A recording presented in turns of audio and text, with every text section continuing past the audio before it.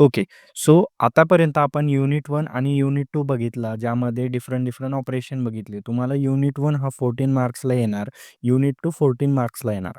आता या व्हिडिओमध्ये आपण युनिट 4 बघणार आहोत, जो की 14 मार्क्सला येणार आहेत. ओके. ज्या स्टुडंट्सला पासिंग करायची असेल ना, त्यांनी हे 3 युनिट परफेक्ट करून जा आणि राहिलेले जे 2 युनिट आहे, युनिट नंबर 3 आणि युनिट नंबर 5 त्याचे फक्त आपले YouTubeचे व्हिडिओज बघून जा. ओके. ही 3 युनिट जर तुम्ही परफेक्ट केलात, तर तुम्हाला 42 मार्क्स मिळून जातात इझिली. ओके आणि युनिट खूप ईझी आहे. तर चला आपण आता बघू, की 4th युनिटमध्ये एक्झॅक्टली काय आहे. फर्स्ट आहे व्हॉट इज फाइल? ओके. तो file is a name location on a storage device. File काय आहे? एक नेम लोकेशन आहे स्टोरेज डिव्हाइसवरती which is used to store data permanently. आपल्याला जर का डेटा परमनंटली स्टोअर करायचा असेल, त्यासाठी आपण फाइल यूज करतो. आता फाईलमध्ये आपण text, number, image, binary data असा डिफरंट टाइप ऑफ इन्फॉर्मेशन जी आहे ती फाईलमध्ये आपण स्टोअर करू शकतो. त्यानंतर data in a file remain available after the program end. याचा अर्थ काय आहे, की आता आपण फाईल प्रोग्राम आता पायथन एक प्रोग्रामिंग लँग्वेज आहे. प्रोग्रामिंग लँग्वेजमध्ये आपण फाईल प्रोग्राम लिहून क्रिएट करतो. ओके. आपण प्रोग्राम लिहून क्रिएट करतो. त्यामध्ये आपण काहीतरी राइट करतो. ओके. आता आपण प्रोग्राम लिहिला, फाईल क्रिएट केली, त्यामध्ये काहीतरी लिहिलं आणि प्रोग्रामला जर एंड केला, एंड झाल्याच्या नंतर सुद्धा फाईल अवेलेबल राहते. Okay. File helps in solving and retrieving saving and retrieving data. डेटाला सेव्ह करायचा आहे किंवा रिट्राईव्ह जर करायचा असेल, तर त्यासाठी फाईल इम्पॉर्टंट आहे. They are help for long term data storage. File help करते आपल्याला to store data for a longer time. त्यानंतर आपण बघू की युजेस ऑफ फाईल. तर file are use to store user data. त्यानंतर they help in keeping records. Record आपल्याला store करण्यासाठी फाईल हेल्प होते. दे अलो डेटा शेअरिंग बिटवीन प्रोग्राम्स. आता 2 प्रोग्राममध्ये जर डेटा शेअर करायचा असेल, तर त्यासाठी पण आपण फाईल यूज करतो. त्यानंतर दे प्रोव्हाईड डेटा बॅकअप. आता लेट्स सपोज आपल्याकडून डेटा व्हॅनिश झाला, तरीसुद्धा डेटा बॅकअपसाठी आपण फाईलचा यूज करतो. ओके. त्यानंतर they make data persistent. Okay. आता आपण बघू व्हॉट इज फाईल हँडलिंग. तर फाईल हँडलिंग एक प्रोसेस आहे working with file using program. म्हणजे काय? फाईल हँडलिंगमध्ये आपण फाईलवरती ऑपरेशन परफॉर्म करतो using the program. Okay. It include creating file, opening file, reading file, writing किंवा मग क्लोजिंग फाईल. ओके. पायथॉनमध्ये built in function already available आहेत फॉर हँडलिंग फाईल. ओके. त्यानंतर it allows program to store and retrieve data. आता प्रोग्रामला store करण्यासाठी किंवा data retrieve करण्यासाठी फाईल हँडलिंग इम्पॉर्टंट आहे. It makes data management easy. Okay. त्यानंतर फाईल हँडलिंगचा यूज काय आहे? Use to store program output. प्रोग्रामचा आउटपुट स्टोअर करण्यासाठी use to read store data.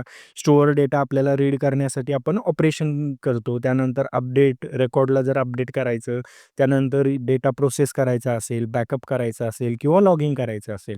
Okay. त्यानंतर येतात आता आपण फाईल्स बघितल्या, फाईल्स हँडलिंग बघितलं. आता आपण बघू की डिफरंट टाइप्स ऑफ फाईल कोणत्या-कोणत्या आहे. ओके. तर फाईल फर्स्ट आहे text file. Text file store data in readable character. Text फाईलमध्ये काय होतं, जो पण डेटा स्टोअर आहे, तो रीडेबल कॅरेक्टरमध्ये स्टोअर होतो. म्हणजे काय, ह्युमन्स त्या डेटाला रीड करू शकतात. त्यामध्ये लेटर्स असतात, नंबर्स असतात, सिम्बॉल्स असतात. ओके. एक्झाम्पल काय आहे? एक्झाम्पल इन्क्लूड आता .txt एक्सटेन्शनच्या फाईल असेल किंवा .csv फाईल असेल, त्यामध्ये बेसिकली असा डेटा स्टोअर केलेला असतो, जो की ह्युमन रीडेबल असतो. त्यानंतर Python read it in a text mode. Python text फाईलला टेक्स्ट मोडमध्ये रीड करतं. Okay. It is used to sorry. It is used to store messages, use for logs, use for reports. It is used to store simple data. Simple data जर store करायचा असेल, त्यानंतर डॉक्युमेंटेशनसाठी text फाईलचा use होतो. Okay. Text file किती? 2 means text फाईलमध्ये .txt असेल, .csv असेल.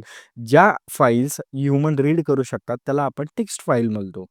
त्या त्या फाईलला आपण टेक्स्ट फाईल बोलतो. ओके. त्यानंतर सेकंड टाइप्स ऑफ फाईल आहे binary file.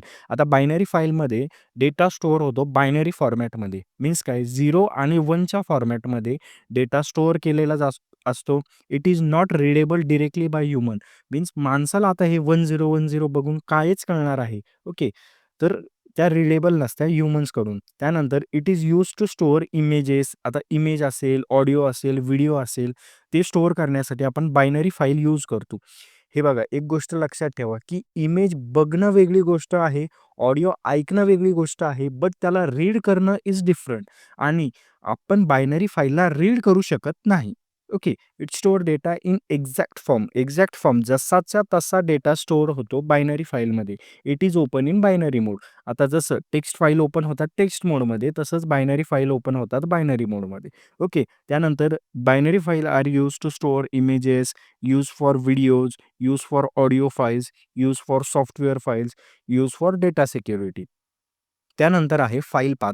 A file path is a address that tells the computer where a file is store. आपली फाईल कुठे स्टोअर आहे ते कम्प्युटरला सांगण्याचं काम फाईल पाथचं असतं. Okay. It shows the location of file inside the storage system. आता आपण एका स्टोरेज सिस्टममध्ये आपली फाईल स्टोअर करतो. तर ती फाईल कुठे स्टोअर आहे, त्या फाईलचं एक्झॅक्ट लोकेशन काय आहे, ते सांगण्याचं काम फाईल पाथ करतं. A file path help the program to find and access the file. फाईलला फाइंड करण्यासाठी आणि मीन्स काय, फाईलला शोधण्यासाठी आणि त्या फाईलला ॲक्सेस करण्यासाठी आपण फाईल पाथचा यूज करतो. It includes folder name. त्यामध्ये काय असतं, फोल्डर नेम असतं, फाईल नेम असतं. त्यानंतर without a correct file path a file can not be open. Okay. आता समजा आपल्या सिस्टममध्ये किंवा आपल्या कम्प्युटरमध्ये, हे सपोज आपलं कम्प्युटर आहे, राईट. आपल्या कम्प्युटरमध्ये an number of file means काय, मल्टिपल फाईल तुझ्या कम्प्युटरमध्ये स्टोअर आहे. आणि त्यामधून जर एखादी फाईल काढायची असेल आणि आपल्याला जर का फाईल पाथ माहीत नाही, तर आपल्याला प्रत्येक फाईल बघावी लागेल. बट फाईल पाथ जर आपल्याकडे असेल, तर आपण त्या फाईल पाथ थ्रू त्या फाईलला शोधू शकतो आणि त्या फाईलला ॲक्सेस करू शकतो. ओके. त्यानंतर येतो फाईल पाथमध्ये आता 2 असतात. एक असतो absolute path. Absolute path gives the complete location of the file. आता ॲब्सोल्यूट पाथ हे बघा इथे. ॲब्सोल्यूट पाथ आपल्याला काय करतो, फाईलची कंप्लीट लोकेशन. आता ही फाईल आहे, ही फाईल या सब फोल्डरमध्ये आहे, हा सब फोल्डर या फोल्डरमध्ये आहे आणि तो फोल्डर सी ड्राईव्हवरती लोकेट आहे. असं पूर्ण सांगण्याचं काम ॲब्सोल्यूट पाथचं असतं. It starts from the root directory. रूटपासून ते स्टार्ट होतं. ही आपली आहे रूट डायरेक्टरी. रूट डायरेक्टरीपासून ते स्टार्ट होतं आणि एंड होतं फाईलच्या नेमपर्यंत.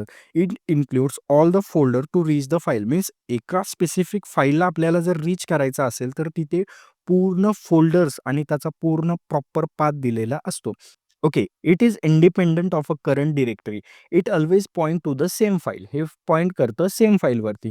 त्यानंतर याचा यूज काय आहे? यूजमध्ये फर्स्ट आहे, it is use to access file anywhere in the system. सिस्टममध्ये कुठेही कोणतीही फाईल जर असेल आणि आपल्याकडे जर त्याचा ॲब्सोल्यूट पाथ आहे, देन आपण त्याला ॲक्सेस करू शकतो. त्यानंतर use when exact file location is required. आता सपोज तुम्हाला एखाद्या मॅनेजरनी किंवा कोणी जरी विचारलं, की "भाई ही फाईल तू तुझ्या लॅपटॉपमध्ये कुठं स्टोअर केली आहे?" तर तुम्ही ॲब्सोल्यूट पाथ यूज करून त्या स्पेसिफिक पर्सनला डायरेक्टली सांगू शकतात, की माझी सी ड्राईव्हमध्ये या फोल्डरच्या या सब फोल्डरमध्ये ती फाईल स्टोअर आहे. ओके. त्यानंतर यूज इन लार्ज प्रोजेक्ट. आता छोटा प्रोजेक्ट आहे 2-3 तुझ्या लॅपटॉपमध्ये जर 2-3च फाईल आहे, तर इझिली तू रिट्राईव्ह करू शकतो फाईलला. बट तुझ्या लॅपटॉपमध्ये जर का एन नंबर ऑफ फाईल्स असेल आणि त्यामध्ये एन नंबर ऑफ प्रोजेक्ट्स असतील आणि त्या प्रोजेक्टची एखादी फाईल जर तुला लागली, तर ती तुला रिट्रेस करण्यासाठी ॲब्सोल्यूट पाथचा हेल्प होतो. It is avoid file confusion. आता फाईलचं कन्फ्युजन दूर करतं absolute path. Use for reliable file access. फाईलला लवकरात लवकर आणि रिलायबल वेमध्ये ॲक्सेस करण्यासाठी ॲब्सोल्यूट पाथचा उपयोग होतो. ओके. त्यानंतर येतो रिलेटिव्ह पाथ. आता रिलेटिव्ह पाथ काय आहे? ॲब्सोल्यूट पाथ जो आहे त्याचा एकदम रिव्हर्स आहे. ॲब्सोल्यूट पाथमध्ये पूर्ण लोकेशन दिलेली असते. इथे लोकेशन थोडीच दिलेली असते. जी करंट ओपन आहे तेच तिथे सांगतं. Okay. The absolute path gives the location of the file with respect to the current directory. इथे काय होतं, की पूर्ण डिरेक्टरी देत होता, कंप्लीट पाथ देत होता ॲब्सोल्यूट पाथमध्ये. बट आपला जो रिलेटिव्ह पाथ आहे, रिलेटिव्ह पाथमध्ये तो फक्त करंट डिरेक्टरी शो करतो. It does not start from the root folder. Root फोल्डरपासून तो स्टार्ट होत नाही. It is shorter than absolute path. Absolute पाथपेक्षा तो छोटा आहे. It depends on where the program is running. Program जिथे काम करतोय, तिथेच तो शो होतो. मीन्स काय, हा कामापुरता मीन्स जिथे प्रोग्राम रन होतोय, तिथेच तो शो होणार आहे. It change if directory change. Directory change झाली, तर तसाच रिलेटिव्ह पाथ पण चेंज होतो. Use in small project. त्यानंतर use when file are in same folder. Use to find file paths. File path simple, त्यानंतर यूजिंग पोर्टेबल प्रोग्राम्स जे आहे त्यामध्ये किंवा लोकल फाईल हँडलिंगसाठी हे यूज होतं.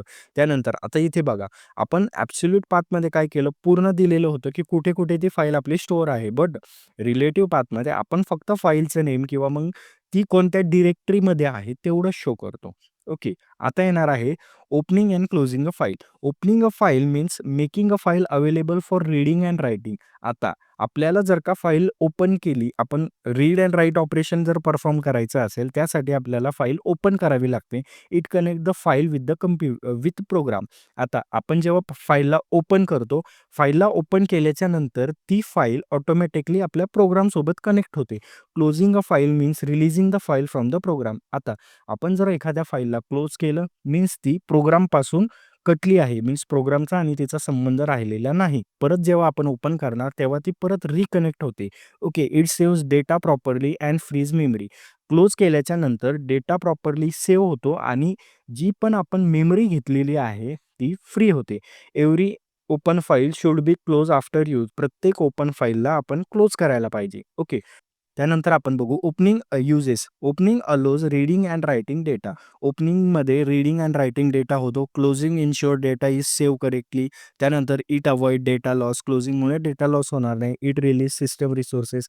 सिस्टमकडून आता सपोज एखादा प्रोग्राम जर रन होतोय तर तो सिस्टमचे रिसोर्सेस घेणार.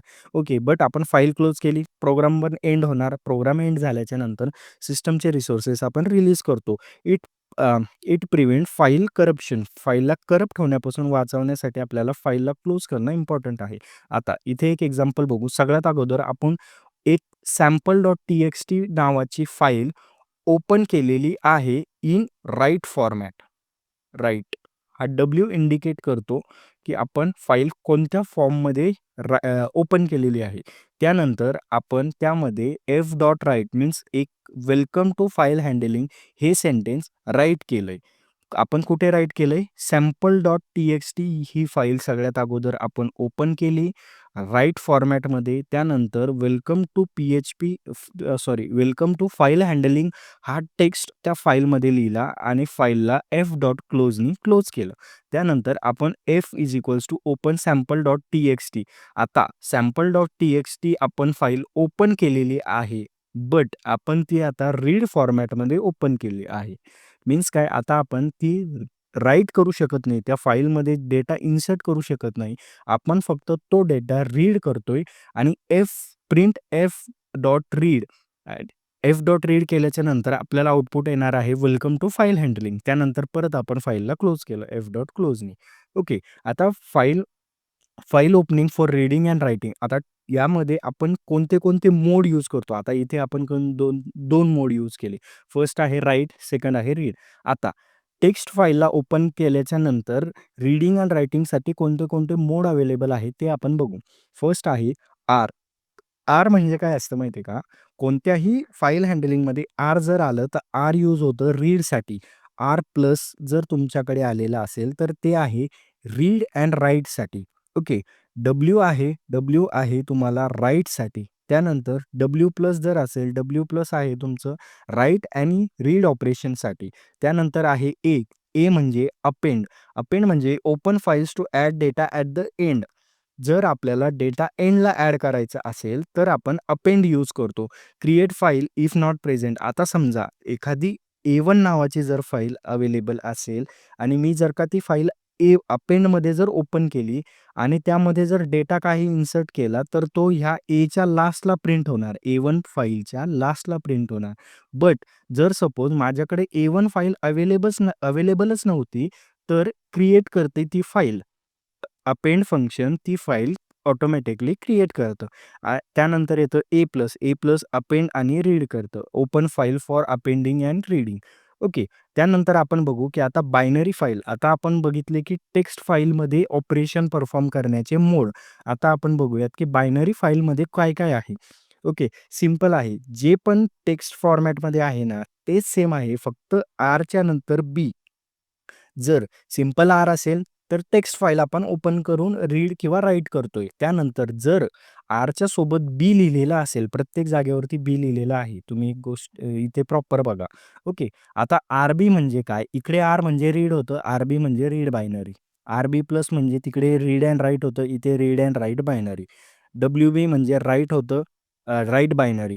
तिकडे डब्ल्यू म्हणजे काय होतं, की राईट फक्त. त्यानंतर येतं डब्ल्यू-बी प्लस म्हणजे काय, write and read binary.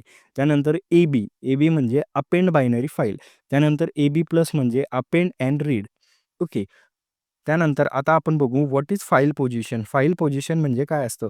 File position refer to the current location of the file pointer.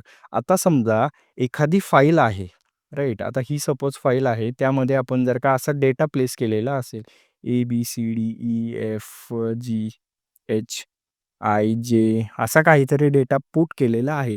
आता फाईल पोझिशन म्हणजे काय, की current location of a file pointer. आता सपोज माझा फाईल पॉइंटर कुठे आहे? जे वरती आहे.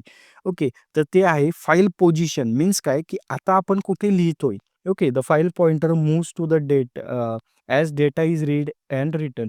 जसा आपण डेटाला रीड करतो आणि जसा डेटाला राईट करतो, तसा तो फाईल पॉइंटर मूव्ह होतो. It is measure by bytes from the beginning of the file.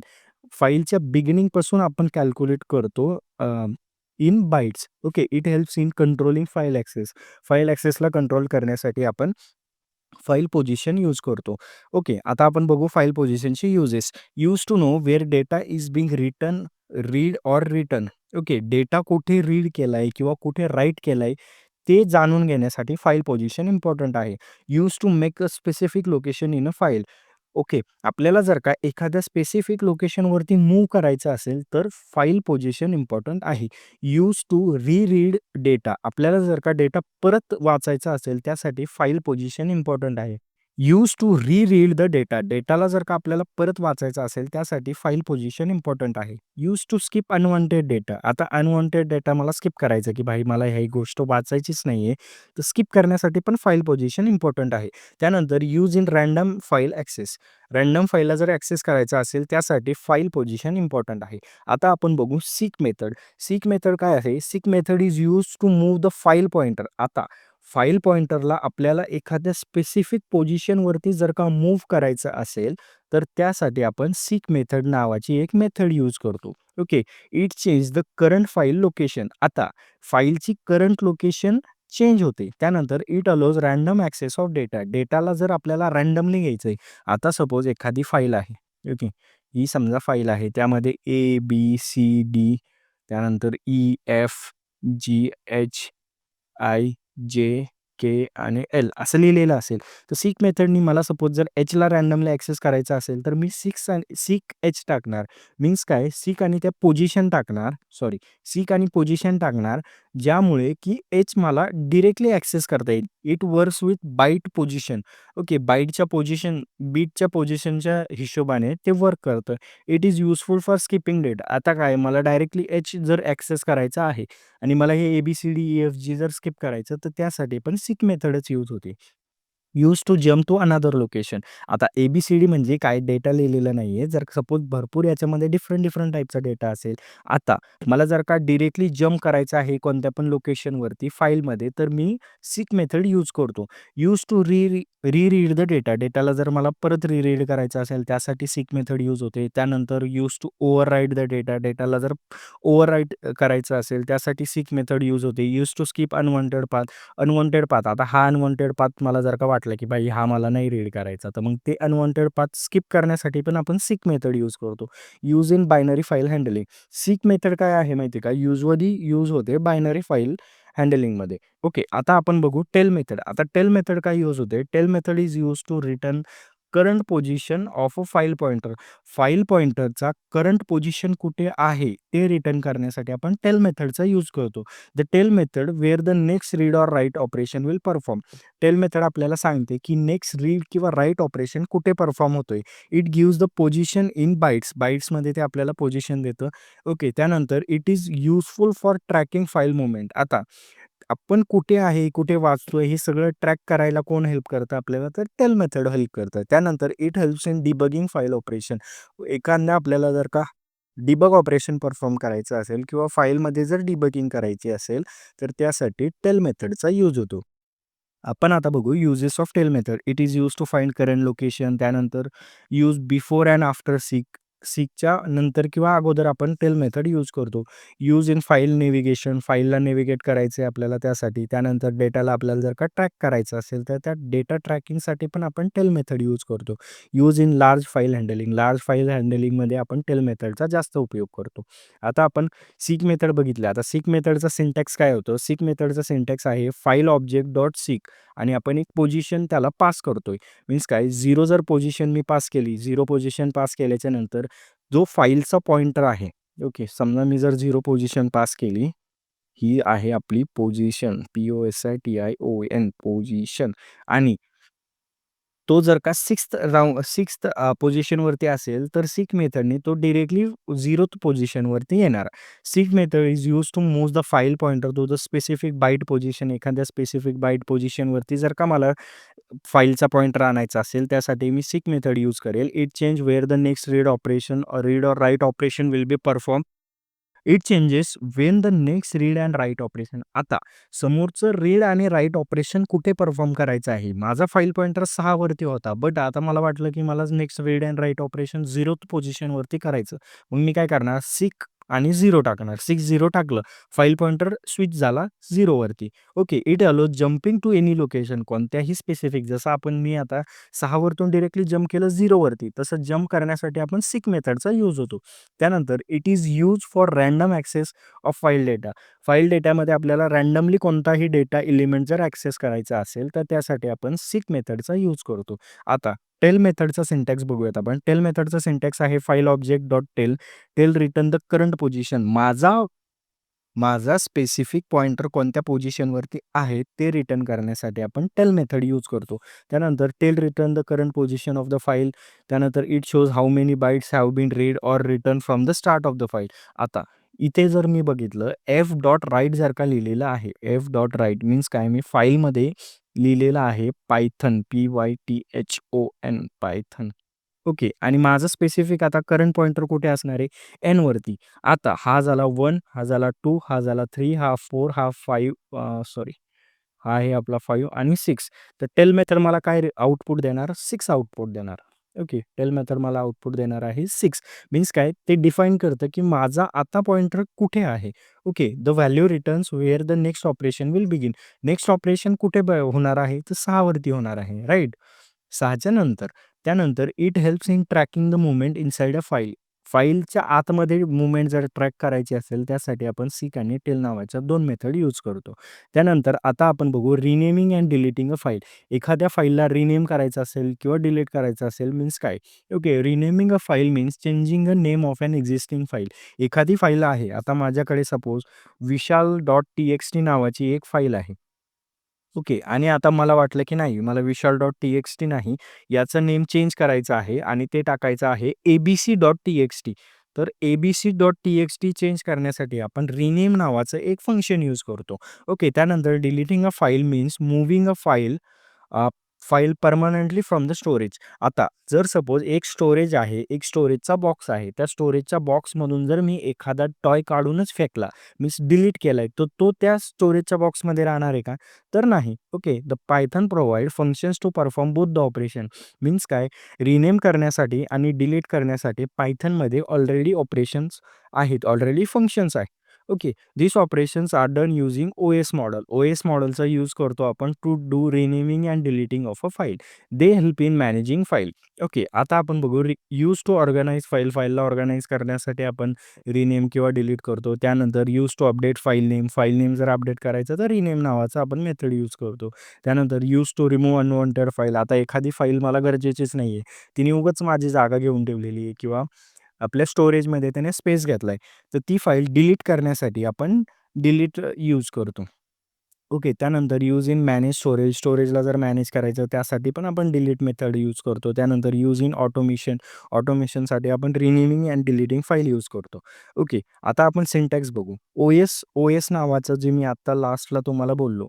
Okay, OS model आपण यूज करतो for renaming and deleting. Okay, import OS म्हणजे काय? एक लायब्ररी आहे जिला की आपण इम्पोर्ट करतो.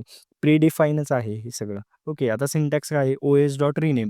रिनेम जर करायचा असेल, तर मला पहिले ओल्ड नेम, माझ्या स्टोरेजमध्ये ज्या फाईलचं नेम ऑलरेडी प्रेझेंट आहे, त्या फाईलचं नेम म्हणजे ओल्ड नेम. ते ओल्ड नेम इथे टाकावं लागेल. त्यानंतर मला न्यू नेम टाकावं लागेल. ओके. आणि जर मला ती फाईलला डिलीट करायचं असेल, तर मी os.remove आणि फाईलचं नाव. आता सपोज आपण एक एक्झाम्पल घेऊ.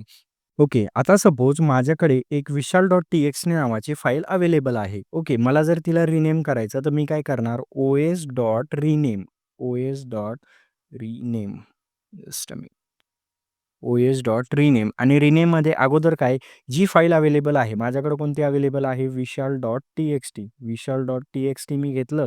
त्यानंतर मला न्यू त्याचं नाव जरा यायचं, की भाई abc.txt मला द्यायचं, तर abc.txt.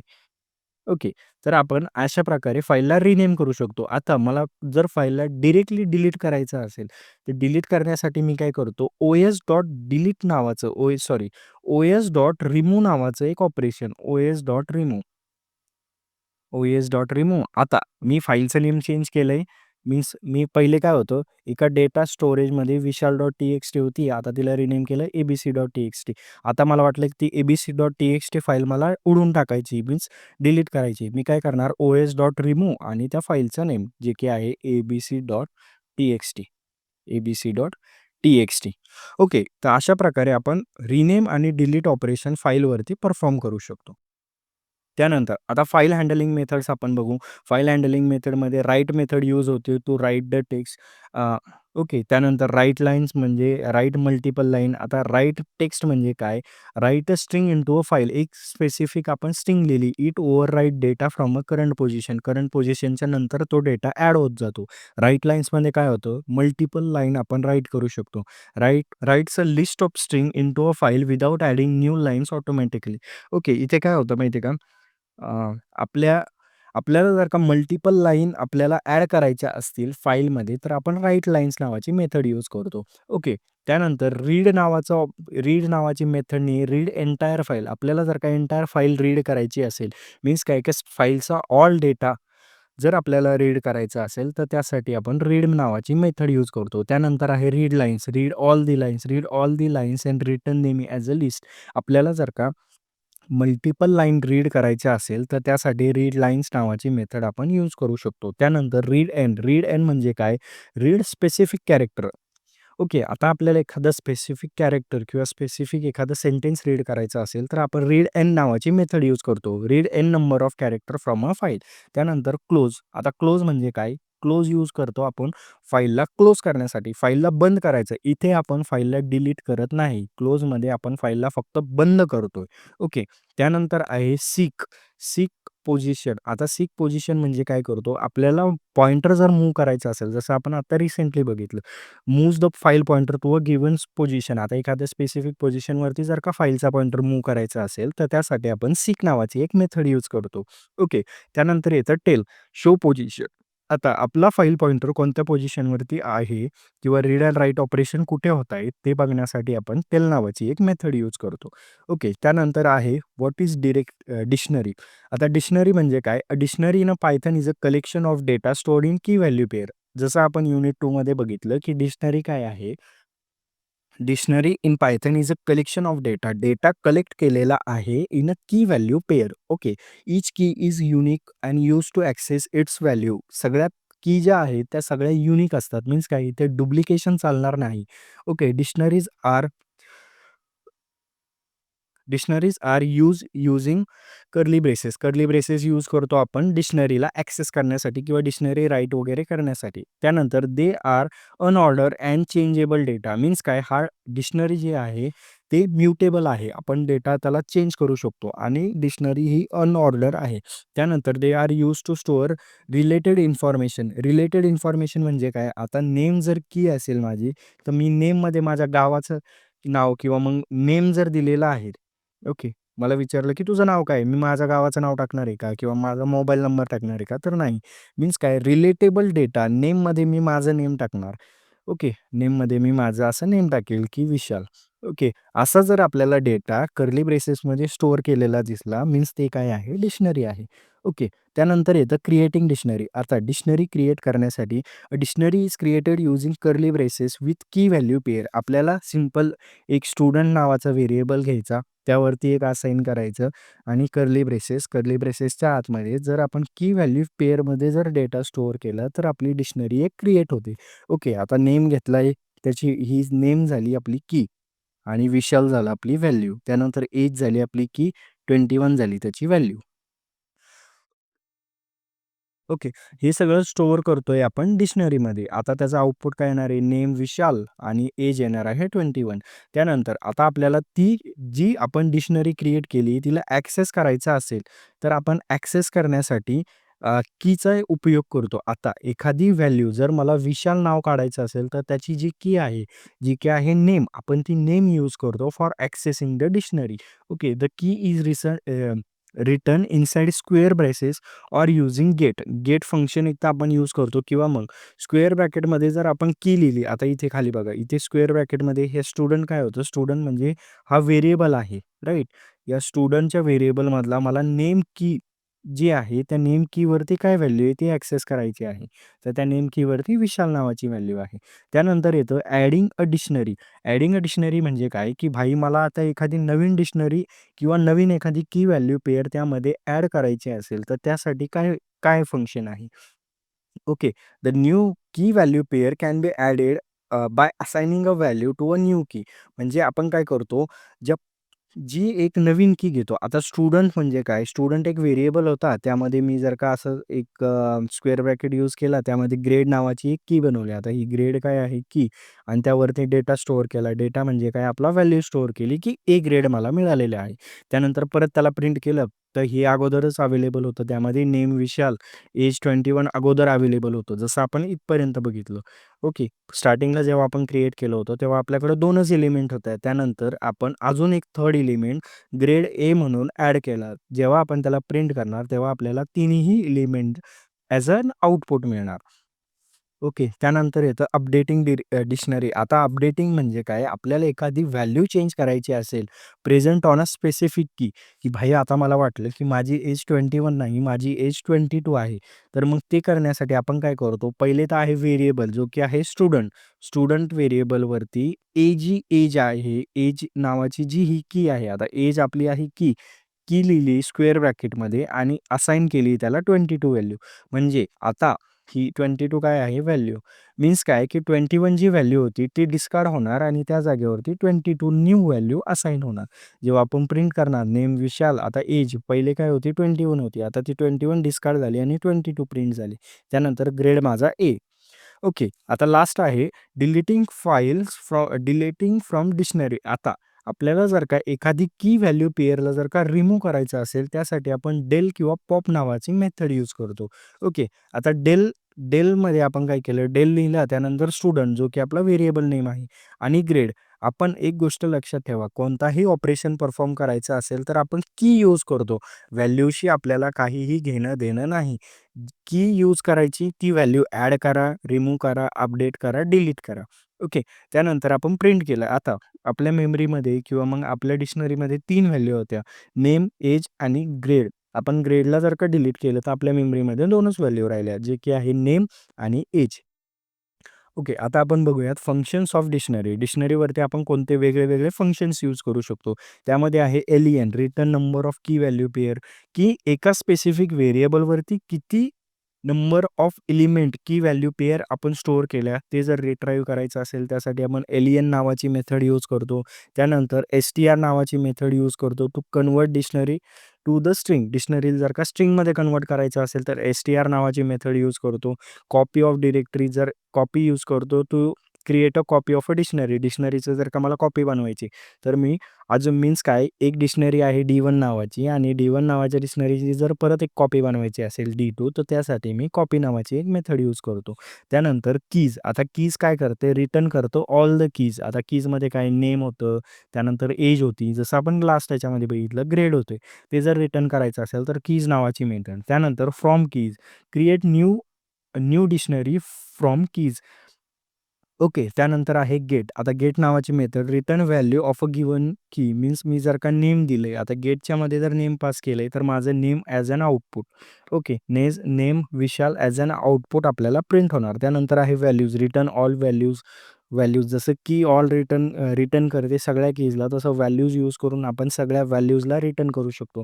त्यानंतर set default return values of की ॲड इफ मिसिंग, काही जरी मिसिंग असेल तर ते ॲड करतो. त्यानंतर अपडेट यूज करतो आपण टू अपडेट द डिक्शनरी.